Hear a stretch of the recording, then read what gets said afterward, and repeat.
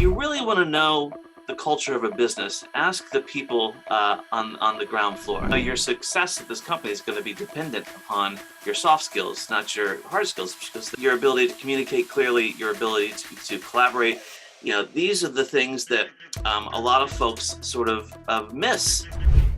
Hi, my name is Avi Arya, father of 2 girls, 6 dogs, husband to a superwoman, a streetcar racer turned hotelier, then marketer and founder of Internet Moguls.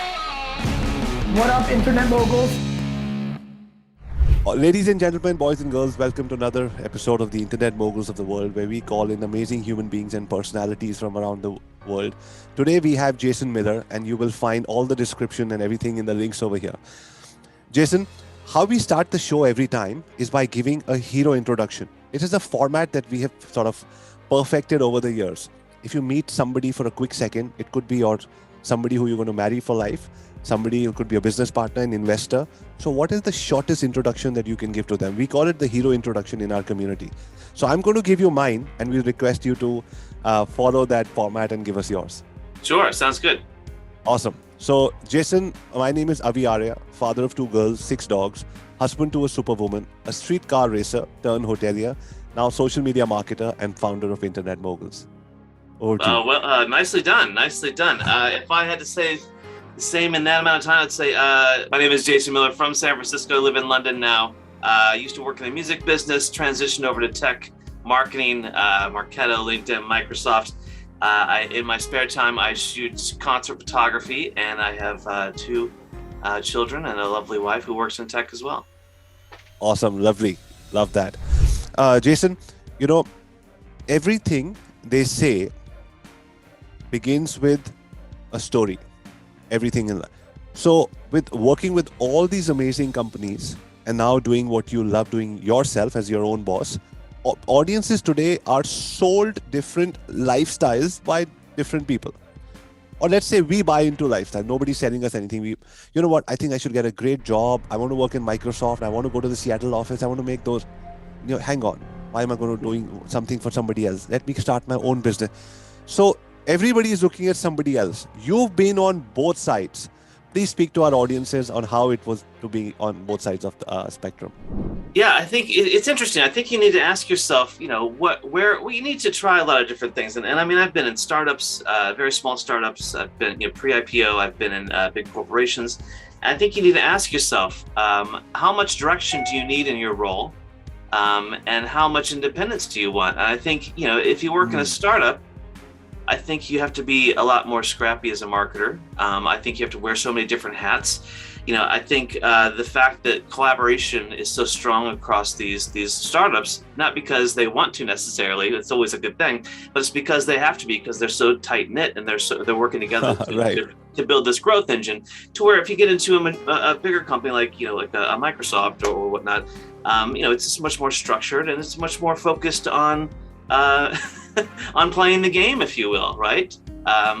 So I think you need to ask yourself as a marketer, where do you want to go? Do you want to climb a corporate ladder?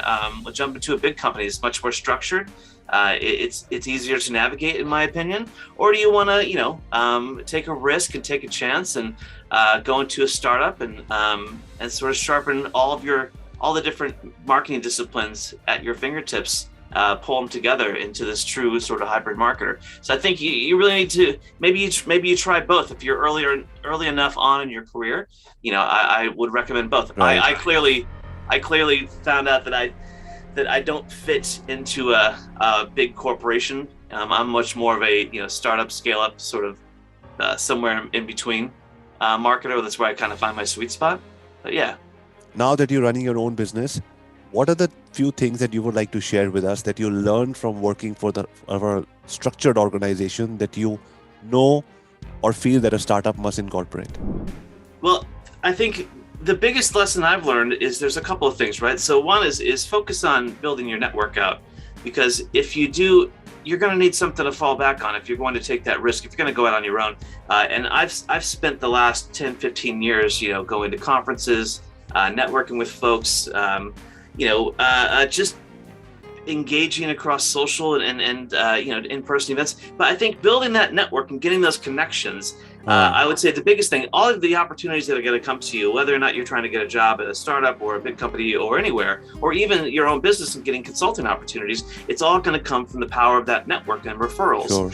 So I'd say the biggest thing you need to do is build out that network. And again, that network isn't only beneficial for, getting opportunities in jobs or projects to consult on, but it's also a support network for yourself. If you have a question, I think you know as well as that I do, if you drop a question on LinkedIn and it's a smart question and you have a good network, you're going to get a lot of quick, answers very quickly. So being able to not only, understand what the challenge is and how to grow a business, but also how to get the answers from some trusted advisors within your network that you've brought with you. So I think that's probably the most important thing. It's just, understanding, having that network of support, understanding how to pull the levers and get to growth with zero waste, Lovely. I like that. So you're saying community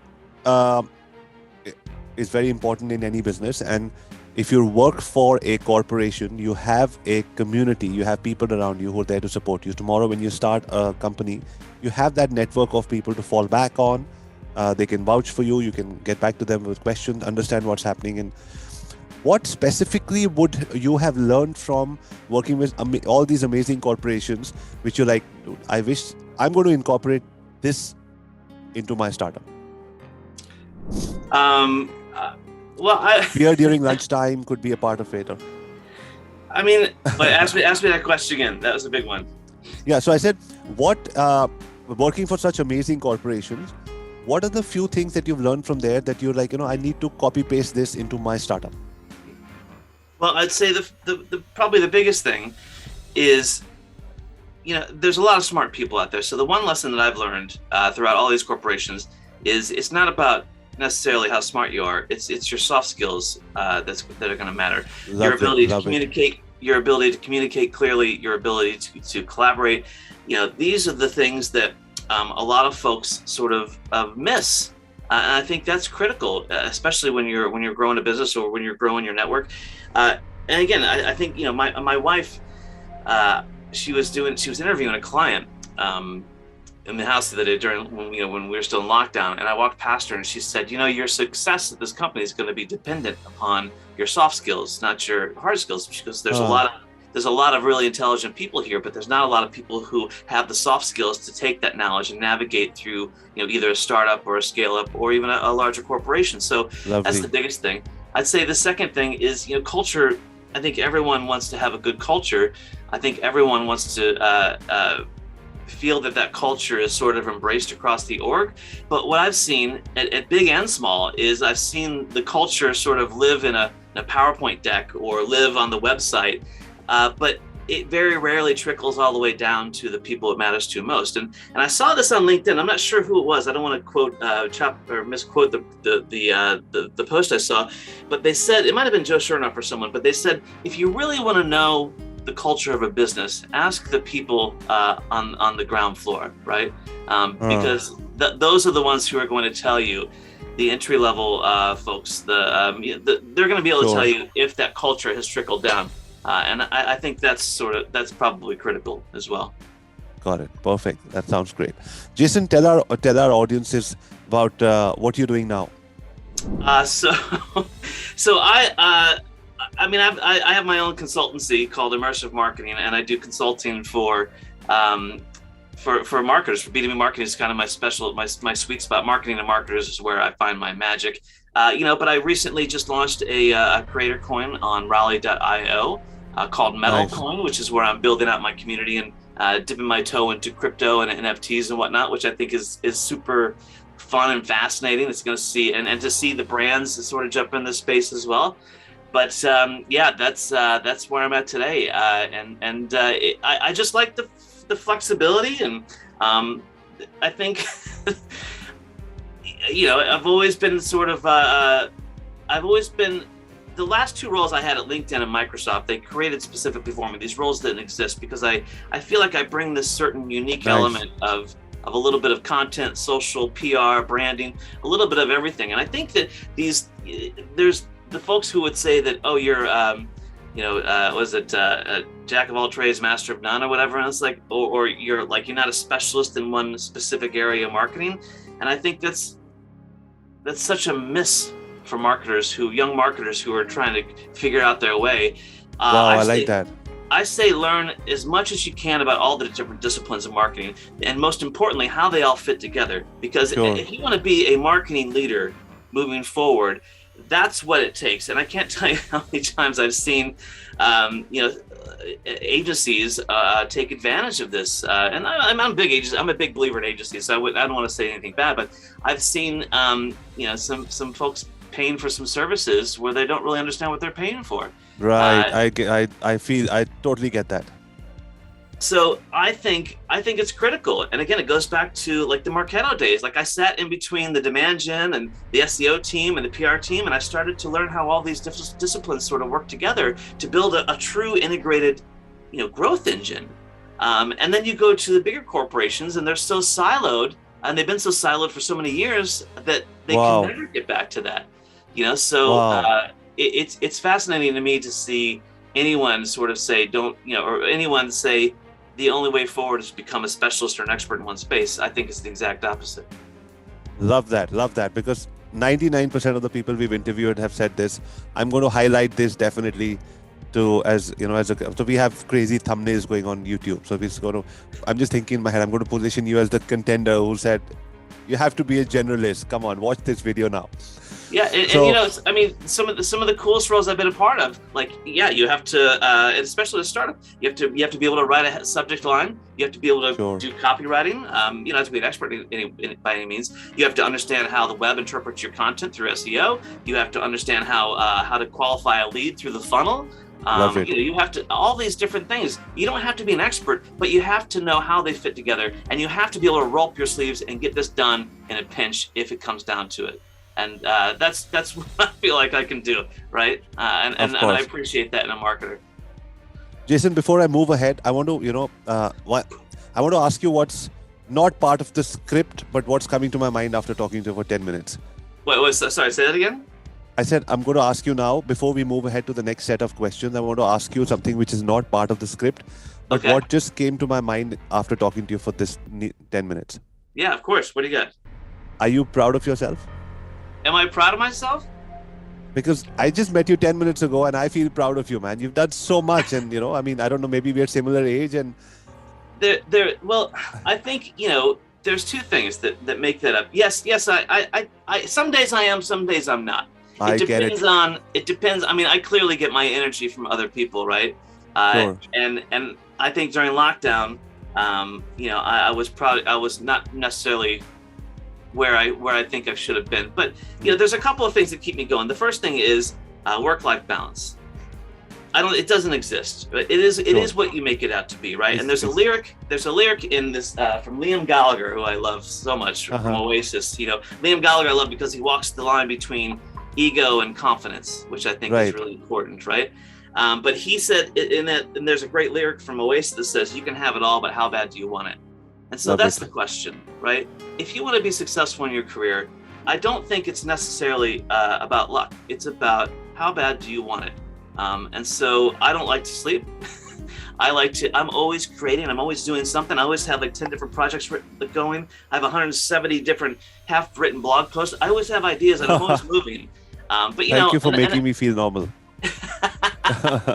It's just, again, you set your goals and then you go after them, and you go after them viciously and determine. If I ask your wife, she's going to say she's very proud of you.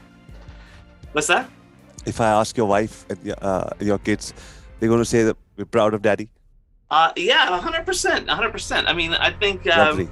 But I think I met my wife a little bit later in life, and we got started a little bit later in life in our family. So I had a lot of time to do test experimental phases on what my career path is going to be.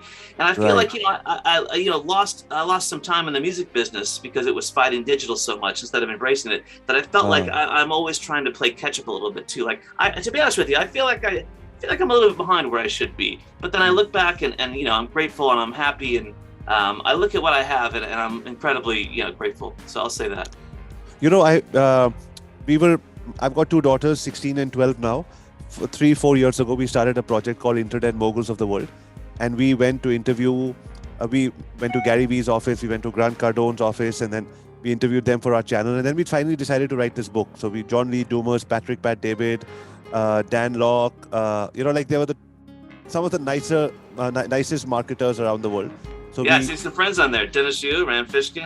I'm sure. So we interviewed we sent personalized request videos, 5-minute videos to over 200 people. 70 people said yes, 62 people made it to the book. Right? Wow. And one of the common theme when we interviewed all these people over 2 years, publishing over COVID, took 2.5 years of hard work, was that it's the chase that I enjoy. And that's what you just said. You said you feel you're behind, and that's the chase that you enjoy. You will always enjoy the chase because you'll always want to, in your mind, you'll always say, I have to get ahead for something. So yeah, I mean, again, I think, with sort of the creator coin thing, like it came out of nowhere, and I took a shot, probably diving in a little bit too deep, but it is that chase, and it's a little bit of FOMO, but at the same time, the thing I'll say about the chase that I don't like is that, you build these networks and you build your thought leadership or whatnot, but at a certain point you have to look around and say, I got to where I wanted to be, right? And then enjoy what you have instead of never stopping. So I think you do need to find a point to where you set a goal with the hustle and you're comfortable, and then you just sort of enjoy the chase, but slow it down a bit, because you can't keep that up, for too long, because you'll burn out and then you'll get frustrated. Then you'll figure out that you're trying to be everywhere at the same time, and that's impossible, Yeah, absolutely. True words from experience. I totally get that. So talk to us about your journey into the 3.0. Yeah, so I mean, I was following, Ann Hanley and her Word Coin, and Joe Polizzi and the Tilt Coin, and Mark Schaefer and the Rise Coin. And Brian Fanzo and the ADHD coin, who I started listening to his NFT 365 podcast, and just kind of thought, you know what? Oh, look at that. Fanzo's a good friend of mine. I just had his card here. I'm supposed to email him for something. He's a really good guy. He's a great guy. Yeah. And, so I applied to Rally, and they accepted me, and we launched about 3 weeks ago. But I'm taking some of my best photography, turn into NFTs, and then building a small community around it. I've always wanted to build a community around the things that matter to me the most, and that's marketing, creativity, photography, and the intersection of those three. If there is one, who cares? But a place to talk about those things in a inspirational kind of fun way. And so this is not a big numbers game for me. It's more of a game of relevance and sort of, can I find this community? Can I get a few hundred people together and reward them with the coin? So yeah, it's interesting. Rally it's been a really hell of a learning experience, and it's a really cool company to follow. I think when you talk about nailing their brand tone and voice and the brand guidelines and bringing their community together, I think they absolutely smash it out of the park. So I'm just getting started, but hopefully in the next couple of months, we'll see that coin value rise, and we'll see the communities sort of start to flourish in the new space that I'm building out. Lovely. Tell us, what are the sort of prerequisites of building a community? Well, I think, number one, I think you need to have, obviously, the network in place, and you need to have sort of an underserved audience, I would say. What is that underserved audience? I think if you look at if you just kind of scroll through your social feeds, especially on LinkedIn, you'll see a lot of people trying to go after the same audience, the same conversation. I think you need to drill down into that a bit more and find what is that underserved audience. And the more niche it is, the more specific it is, and the more fun I think it is, and the more engaging I think you could be. So I would say that would be the first thing. And number two, again, I think you just need to have a space outside of these crazy algorithms that change every day from LinkedIn. What's LinkedIn going to show? You can't put a link in there. Or you can't put. Sure. You're putting links in comments. You're trying to find this shortcut to engagement. Everyone's always trying to hack the platform.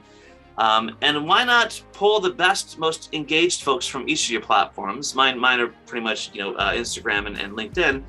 and pull them into a space and reward them for being there, and keep the conversation there, and keep it loose, and don't make it anything, too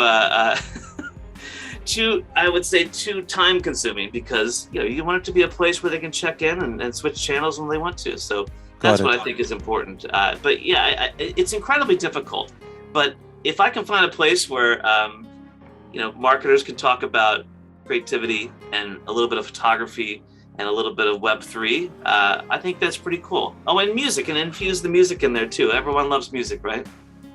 So if I'm a newbie, if I'm not a marketer, should I do Facebook ads to find these audiences and tell them to come to my Telegram channel or my Discord or somewhere? What would be the basics of starting something like this? Well, I think that's a question for Dennis Yu if you're going to go to. I mean, I'm the $1 video. Yeah. What's that? The $1 video. Oh yeah. He's the master of that. And I mean, I'm all about, like, I'm kind of old school that way. I'm all about blogging, right? So. Nice. I look back at, and I look back at John Miller from Marketo. He used to say, back in the day at Marketo when I started there, he said, before I wrote my first line of code, I wrote my first blog. And what he meant by that was the product that is Marketo was shaped out of the feedback and the comments that came to the community around the Marketo blog. And so, I write about music, I write about creativity, I write about, photography. And so I say, you have to have, like Joe Polizzi always said, don't build on rented land. Well, go back to your blog, go build, have that place, that central place where you can put your story up, and then take bits and pieces of it and sort of, trickle it throughout your social channels. But, the other thing that's really interesting is, and this came out probably a couple months ago. I was on another show, and I was talking to Mark Masters, and Joe Polizzi was on there, and he goes, you know what? I had it all wrong 10 years ago when he first started Content Market Institute, where he said, you have to be on every social channel. He said, I had it all wrong. He goes, now focus on one channel and crush it. Right. And I know it's super hard to do. I mean, I'm down to, like, Facebook and Instagram and Twitter and LinkedIn, but that's I mean, I would double down. My channel of choice right now would be LinkedIn for business, obviously, and Instagram for photography. But he shifted his whole strategy based on figuring out where your community is and focusing on that. Like, skip TikTok, skip everything that's not working for you, or everything that's taking up too much of your time or too much effort, and focus on one channel. And I think that's it's a challenge, but I think it's the right thing to do. If you everybody doesn't have to go the Gary Vee route and go on every channel and have a 26-member team working on your personal brand. It's funny because when you talk about Gary Vee, who's obviously done amazing things, and you look at Seth Godin, but if you look back at their roots, I mean, where they started was they did start on one channel pretty much. Seth started with blog, Gary started on Facebook or wherever he was starting out. And then but there wasn't a lot of competition back then either. The competition is so fierce. So if you're trying to spread yourself too thin, it's just, you're going to fail 100%. So yeah, the competition, obviously, as you know, I mean, and to see LinkedIn shift from what it was to sort of people sort of posting these sad stories from other people just trying to get engagement, and it's like it's taken away from what I loved about the platform was actually being inspired and actually learning something from scrolling through my feed instead of being entertained, and that's what I loved about it. So I think, and the other thing I'll say is I got frustrated for a bit. just unplugged from everything. I know we all do that every once in a while. Yeah. And my wife's like, "Oh, why haven't you posted to LinkedIn in a while?" And I said, "Oh, I'm just so frustrated with the clickbaity kind of content on there." And she says, "Well, then do something about it." And I'm like, "Oh, I guess that makes sense." So I can sit back and complain about it and let it flourish, or us, the rest of the marketing community, who actually has something unique to say, can jump in there and do something about it. And whether or not it makes a big difference, who knows? There'll always be someone trying to one up and hack the platform, hack the algorithm, and I know how the algorithm works. No, you don't. Jason, tell us. You said very fascinating conversations about how Marketo, and you understood how everything boils into one growth engine, and measurement is the criteria, what you put in, get out, ROI, all those metrics that, especially working in corporations, corporations, agencies, big $1 million budgets, and somehow from the outside world, it seems, and maybe it's true, I haven't been, been privy to these kind of organizations. I have $1 million budget, I have a $5 million budget, let me hire large companies, tell us what to do. They say, okay, you put in $1 out, you get 0.723455%, as dialed in as that, or you get $4 back with this ad and everything. Oh my God, wow, how do they measure everything, which is so uncertain? And then it comes a startup, which is building a community based on a blog, based on their interests and everything, and hoping that things work. Is there something called exact real measurement, and when can a startup start incorporating that in their business? The answer is no. And the other part to that, quite frankly, is that no one has it figured out. No one has it figured out. Like even the companies who you think have it figured out, who tell you they have it figured out, they don't have it figured out, right? Can we use that as the thumbnail? No one has it figured out. What's that? I said, can we have that as a thumbnail? No one has it figured out. Yeah, but like there's a lot in that question to break down, right? Sure. I think the first thing I would say is Rand Fishkin said at a conference I was at years ago, he said there's a serendipitous element to marketing that you'll never be able to measure, and we should be okay with that. Now, I agree 100%. There should also a tremendous amount of test and experiment phase in the early days, especially if you're starting with a startup, where you need to try a bunch of different things and try to get some scale, and then see where you get that scale and put some money behind it. But the other thing I'll say about that is if you would have asked me 10 years ago, if you would have said lead gen or brand awareness, I would have said lead gen 100% all day long. If you ask me today, I will say startup, big corporation, whatever the hell it is, I would say 60-40 split, maybe even 50-50 split. But brand, you cannot do lead gen without brand awareness these days. And then the other part of that, like don't try to define your brand before people know who the hell who you even are, right? So and I've seen startups where they try to define their brand guidelines and try to define their brand before they even have one. And what happens is they never break through because their brand guidelines, the brand they built, is holding their content hostage because everything looks and feels exactly the same, and that nothing so breaks deep. through. I love this. So you think give it time, a few co-founders come together, start running the company, start the brand, evolve, and then maybe the brand guidelines can evolve as well. Don't have anything definitive. Is that what we're saying? I'm saying the first thing you do is get the engine humming with some leads, right? And some activity keeps sales at bay. Then you have to nail your messaging framework, your messaging house. What is your manifesto? What are the pillars? What do you stand for? What do you not? What is your story? Get it into one elegant little sentence, just like what your bio was earlier today. Right. Like how many brands can say they do that, especially as a startup? Not a lot, right? Nail that messaging.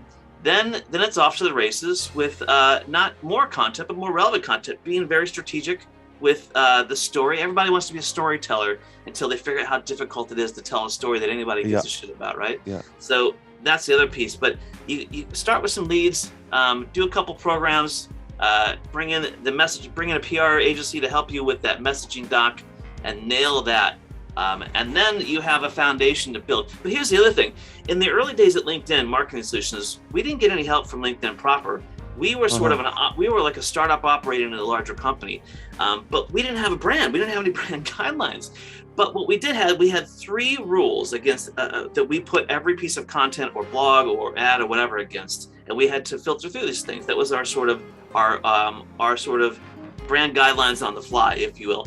But if we would have made every piece of content and every campaign and everything look and feel exactly the same, when we're the underdog against Facebook and even Google Plus at the time and Twitter, we're trying to shift perception, right, from LinkedIn as a place to get a job to LinkedIn as the definitive professional publishing platform, the place to advertise.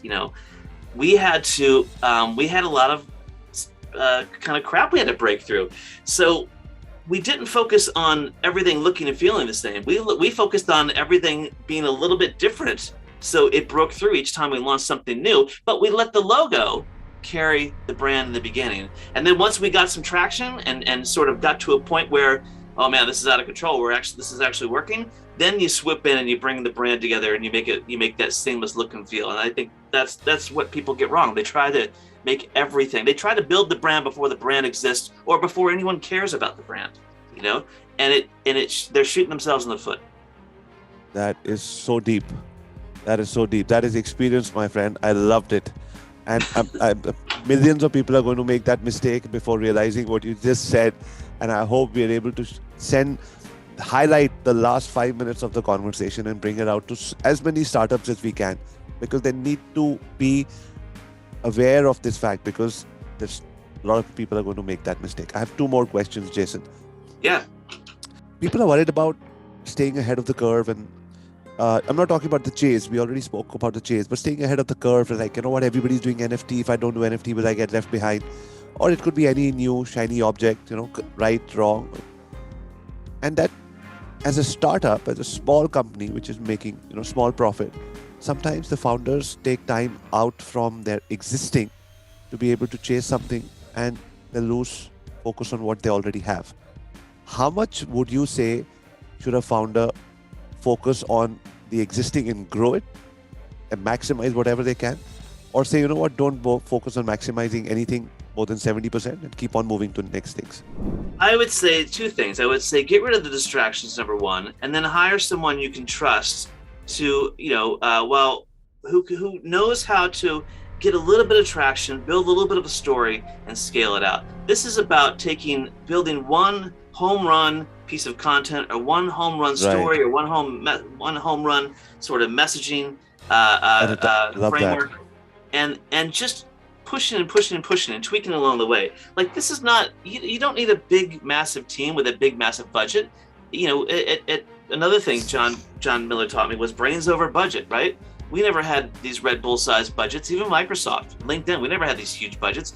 We had to get scrappy, and we had to have opinions. So I'd say, like, hire a marketer who can get in there and understand how to, again, hit the ground running, get a little traction going with some leads, do some test experiment, do an event here and there, but get that messaging framework in place and build out and get a couple of pieces of content you can kind of hammer home and keep those going, right?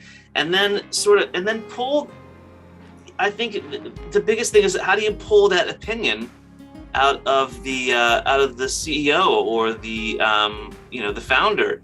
What is that story, and how do you make it a different story than everything else is out there? And I can't tell you how many times I've seen the opportunity. Every time someone gets up to bat and they have the opportunity to tell that bolder story that they've been, talking about forever, they always fall back to something safe. And safe is boring, and safe gets passed by, and safe doesn't break through. So you can't make everyone happy all the time, nor should you be trying. But if you're in that position, if you're in a startup, I think you need to find, I go back to punk rock and music, and like, you had these bands like The Clash they had a very clear message. They knew who they were, they knew who they weren't, they knew who they stood for, they knew who their audience was, and they spoke directly to them in a very unique way. The punk rock movement was very flamboyant and outrageous to get people to pay attention to them. Sure. But that's, it's not a gimmick if it's real, and it goes back to Liam Gallagher, confidence and ego. There's a fine line between that. Like it's okay to have a little bit of an ego if you can back it up, or if your audience can back it up for you. But it's also more important to have the confidence to know that what you're saying or what you're out there promoting is the truth and is real. And I think these are the things that get lost. It's not easy. Sure. And I just think so many people get lost in the metrics and the ROI when they should be worried more about the story and breaking through. Jason, that was fantastic. It's just, I'm just in my head. While I'm talking to you, I'm thinking about the editor, on where he has to pause, where we have to put the because there's so many, because we have footnotes, and we pause, and I come in and I say, this is how I explain what was said in our own context. So thank you very much. This is I'm feeling very selfish because I'm doing it for myself. For the most part, we do all these interviews because I'm learning a lot. But we still have an audience of a lot of crazy fans who follow us every single week. We just hit 100,000 downloads day before yesterday on the Wow, podcast. congratulations. And, thank you. And 123,000 people on Instagram. And we do a 100 people mastermind every single Thursday. And we bring in all our podcasts and guests to the people. So the community is slowly building up. And all of these people are hungry for these questions. So thank you. I really appreciate it. My last question is, I'm going to take 3 minutes and tell you the story that we have for, and please rip it apart if you think it needs to be ripped apart, and and tell us it's bad, and we'll work from there, and that would be awesome. Because what we do as marketers and storytellers, and so we have a school called Internet Moguls of the World. So we interviewed these people. So we do an edition every year, and we have a school where we teach entrepreneurs how to find their own niche and then market that niche and run a business from anywhere in the world. And so that if you're able to have a location-free business, you save 2 to 3 hours every day. It's 15 hours a week, 60 a month, 720 a year. In a lifetime, that's about 3 to 4 years extra that you spend only in traffic, not going to work. That you put back into your family and you have a good life. So I'm going to tell you a short story. I'm going to take 3 minutes, and then please tell us about storytelling, because this helps our community in various aspects of storytelling. So on the 29th of October, I turned 46 last year, 45. But the story I want to tell you, Jason, is when I was 18 years old. Born and brought up in New Delhi, India, all I wanted to do was race streetcars. My dad used to go to sleep, and from under his pillow, I would take out his car keys and race with other people. I thought one day I'm going to become a streetcar racer. My 18-year-old self was very confident that this is going to happen. The second dream that I had was to go to Oxford and wear the Oxford blue blazer. Not because I wanted to study, because I just wanted to meet a lot of people. Both their dreams came crashing down, Jason, one day when my dad called me to his office. I remember that phone call. I took a three-wheeler, a tuk-tuk, and I went to his office. There was a somber mood there. My dad told me to sit down. I remember the red carpet on the wooden floor. There was a smell of incense. My dad had just finished his prayers. There were these 2 landline phones. You remember the phones coming out from the wires from the walls? They were off the hook. Jason, my dad's phones were never off the hook. I sat down. My dad said, son, we've lost everything in the business. There's a family separation. We have to leave the house. We're going to go to a rented house and we have to sell the cars. And after your school, you cannot go overseas to study. I don't have the money. You're the eldest son in the family. You have to join the business. And so tomorrow morning, join me at 7 o'clock. We're going to restart. Maybe he should have put it in a better way. But as a young man, I was so angry. I was like, how can this happen to me? I said, I'm leaving. He said, if you leave, don't come back. This is the time I need you. If you leave, don't come back. I said, I'm not coming back. I left the room. My mom was waiting outside. Spoke to her for half an hour. She explained to me how a family needs to stay together during these times. I think better sense prevailed, because the very next morning, Jason, I found myself behind the reception of my dad's small 27-room guest house. I was doing housekeeping. I was doing the restaurant work. I was taking care of everyone. One day, but I didn't know how to find my dreams back to streetcar racing, back to going to Oxford. There's no way out. Was I going to do this forever? One day, an international tourist walked in. He paid us in Dutch guilders. This was the currency of Holland before the euros came in. We converted the Dutch guilders. It turned out to be double the Indian rupees that an Indian guest pays. I'm thinking to myself, if a foreign guest pays double the money, why don't we have all 27 rooms filled up with foreign guests? But early in the late 90s, early 2000s, how do you get the whole world to know about a 27-room guest house in the middle of nowhere in New Delhi? During that time, Jason, there was a new phenomenon on the market called the internet. And just like crypto, a lot of people want to do it, but most people don't know how to do it. That was the state of the internet at that time. I wanted the internet. It was only in 2 places, the Sheraton Hotel and the British School Library. Or both of them were charging 300 rupees, which was $9 for 30-minute access, prohibitively expensive. After 6 months, I saw an ad in the paper called Satyam Computers looking for cyber cafe partners. Applied. In 6 months, we had 6 computers. Now, Jason, I had 24-hour access to the slowest internet on the planet. It would just open a website half by half. By the end of the day, I could see everything. Website would open slow, but chats would happen. And I realized, hashtag people are good. Everybody is helping. Hey, why don't you have a website? Good idea. But in early 2000s, how do I get a website? During that time, there were some companies from Bangalore who were doing websites for Indian companies. Asked those developers, can you do something on the site? They said, Saturday, Sunday, we'll do it, deliver something to you in 6 months. I didn't even know what I'm going to get. They asked me some pictures. In 6 months, we had a website. I was like, everything is going to change. Nothing changed. My first ever business lesson. Life is not a series of one major event. It's a series of small events that happen in life. Second, went back to the chat, very depressed. What should I do? Some people said, start writing blogs. Once I started writing blogs, I started seeing that they started ranking in it's a matter of weeks. I realized I was early in the game, but still there was no business coming in.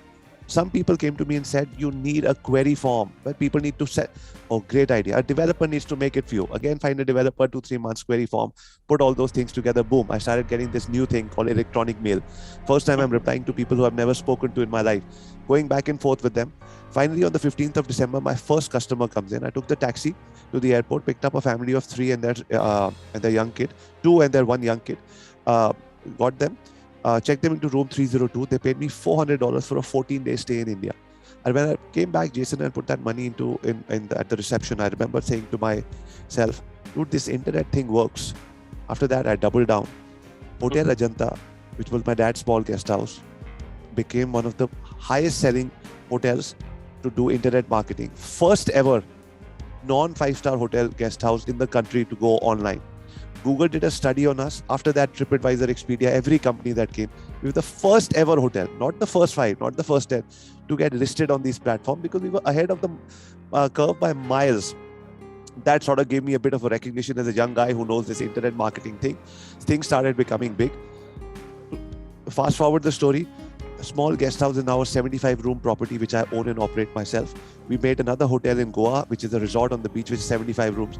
I became known as the guy who can do wonders with hotels. Now, from 18, I'm 26 years old. I started getting calls from companies saying, hey, do you develop websites for travel? I was like, that seemed like a good idea. I started developing travel websites. Some of them started getting a lot of traffic. I didn't know what to do with the traffic. One day I got a call from the Indian equivalent of Expedia. Hey, would you like to do an affiliate deal? Jason, I didn't want to sound like a fool on the phone and say, I don't know what an affiliate deal means. I said, I'm busy in a meeting. Can you send me an email? They sent me an email saying, we'll give you $10 for the conversion of every ticket that comes through us. I still didn't understand, but they asked me to paste the code, which I did. I pasted the code. In a few weeks, things started kicking in. We started doing 60, 70 tickets a day. Not big business, but that meant $600 to $700 every single day. I'm talking about 2005, 6, 7.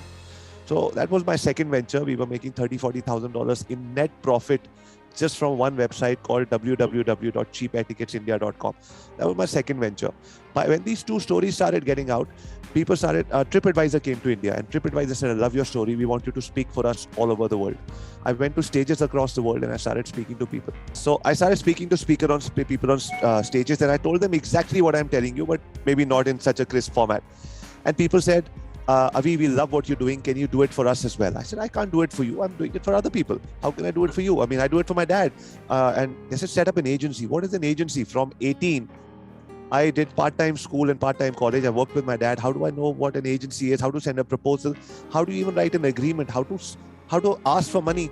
I just knew how to run this. So people said, think of running an agency. 2009, 15th August, I spoke to my dad. I said, it's time for me to do something on my own. Started a 4-member team, called ourselves the Internet Moguls and started a company. In the next 10 years, Jason, we went from 4 to 225 people working with 700 clients in 10 countries. 90% of our clients are hotels. We work with the best hotels around the world. Everything was going fine. I would go on stages and tell people my story. My name is Avi Arya, father of 2 girls, 6 dogs, husband to a superwoman, streetcar racer, turned hotelier, now social media marketer and founder of Internet Moguls. People would clap. I would tell them my backstory of hotels, travel and all of that. My agency business grew 225 people. People would clap. But I was feeling fake inside because my 2 daughters and my wife.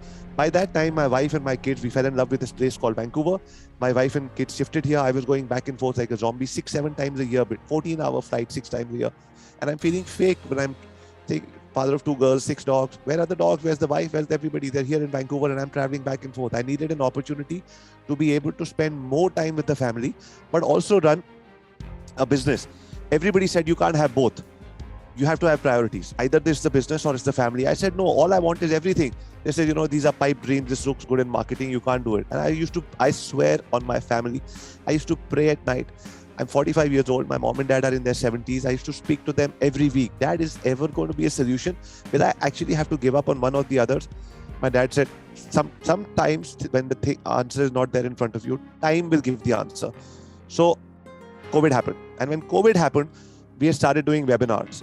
And I doubled down because the hotels got shut down, the agency got shut down, and I started doing webinars. We did the first webinar, we made to $12,000 for $500 selling a short $200, $300 course. After that, we did 75 webinars in 75 days. We made about $500,000. Since then, we realized there's a big name. I moved back to Vancouver. I've not been to the office for more than 1 month in the last 2 years. We're generating revenues. I'm now teaching people. We have 411 entrepreneurs in the Internet Moguls of the World School, where we are teaching people that you can finally work from anywhere in the world, have the comfort of your family, this emotional support that you need of your family, and grow the world. What we promised, what I wanted for myself, all I want is everything, family and everything. People said you can have one. Today I have it all, and I want to teach people.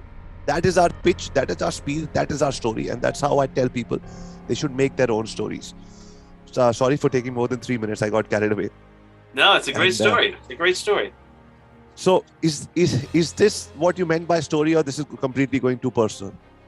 No, I think obviously that it's a very condensed version, but I think the lessons that you learned along the way, sort of, when I was fortunate enough to have lunch with Seth Godin one time. It's a long story on how it happened. It was Brian Eisenberg introduced me to Seth, and we ended up having lunch, and we were talking about stories versus anecdotes, and it was something to the effect of the difference between a story and an anecdote. And the story is sort of this, the hero's journey. It's got a start, it's got a beginning, it's got the climax, it's got the all these different pieces. But the anecdote is the most important part of the story, or the lesson in the story, and more importantly, it's the part that happened to you and how you interpreted it. So I think there was so many different anecdotes in there that I think I would love to hear more about on the shifts and the mindsets and the challenges. But yeah, I mean, it's an amazing story overall. I think there's just so much value, when you break it down into why you did this, how you did this, and what lessons and how you were feeling. I mean, again, it gets to a point where you have to take a step back and actually recognize that you've done something pretty amazing, and be happy with it instead of trying to do more. And so, some of us are wired to nonstop. We've done over 500 webinars since first day of COVID. Every webinar I tell this story, and that's how we've been able to build an audience of people who say, you know what, I want to do this. This is the family I want, whatever. Everything has happened from, and like you said, take one story and take it. Don't have 10 stories. Take that one story. So thank you for your patience. Thank you for listening. I just don't get to talk to marketers and have them talk about our story, because what I learn is from amazing marketers like yourselves. And then the other thing I would say about this, and this comes up a lot, is that there's a lot of folks out there who are preaching about how to do something, but they've never actually done it, right? I call it this philosophical approach to marketing. And it's like there's the others who have been in the trenches and who have actually done it, right? I've built these programs, I've ran these campaigns, I've seen what failure looks like, I've seen what success looks like, I've seen what mediocre looks like. So I think if you've done it, and you can bring that story to life, so I think that's remarkable. Fantastic, Jason. This has been a fantastic 50 minutes. Thank you very much for your time. Yeah, thanks. Great chatting with you. Thanks for the invite. And definitely keep me posted. I love the story. I'd love to just keep in touch. And like I said, the last 10 years, I've been privileged to make lots of good relationships. So if anything I can do for you while you're if you ever happen to be in Vancouver, or if there's anything in India, please feel free to reach out. Be happy to help. Support. I was there before lockdown speaking at Ali Gardner's event. Who Ali? Ali's one of my dear friends. Yes, of course. Oh my God, That is such a small world. Yeah, I love. We had such a good time in Vancouver. We went to a couple shows, and a beautiful city. But Ali's a really, really, really good friend of mine. I love that guy to death. But I'm sure we have so many different friends in common. But I will certainly hit you up. But I hope we chat before that as well. So 100%. Thank you very much for your time, and my regards to your family. Bye for now. Thanks. Cheers. Bye bye. So, ladies and gentlemen, boys and girls, that was Jason Miller. अब आपको ऐसे interview अच्छे नहीं लगेंगे तो कौन से interview अच्छे लगेंगे? Amazing human being. देखिए, शुरू से एंड तक मुंह पे मुस्कान थी. He was smiling through out. एक सवाल पूछा तो 3 जवाब दिए. देखिए कितने एक्साइटमेंट थी उनके जवाब में कि वो कुछ सिखाना चाहते थे, कुछ बात करना चाहते थे. अगर किसी को इंटरव्यू के लिए हाँ बोला है तो रिलेशनशिप बनाना चाहते थे. ऐसे लोगों के साथ अगर सक्सेस नहीं मिलेगी तो किसको मिलेगी? उन्होंने बोला सॉफ्ट स्किल्स इज एवरीथिंग यार. People are good. अच्छी तरह बात करो, प्यार से बात करो, लोगों का ध्यान रखो, और क्या बचा है इस दुनिया में मेरे दोस्त. Love the guy, love the conversation. अभी लगता है नया दोस्त बनाया है मैंने. तो अगर आपको ये कॉन्वर्सेशन अच्छी लगी, कमेंट करके मेरे को बताना आपको इनसे सबसे बड़ी चीज आपने क्या सीखी जो आप अपने बिजनेस में डालने वाले हो, और मुझे ये बताना कि आप कैसे हो। मैं हमेशा जानना चाहता हूँ कि आप कैसे हो, आपकी फैमिली कैसी है, तबीयत ठीक है, सब अपना ध्यान रखो। Keep learning from this, keep following, and I am going to keep make sure that I never made a podcast or a YouTube channel episode to get to all of you people from around the world. Thank you very much. Once again, my name is Avi Arya, father of 2 girls, 6 dogs, husband to a superwoman, streetcar racer, turned hotelier, now social media marketer, and founder of Internet Mogul. Signing off for now.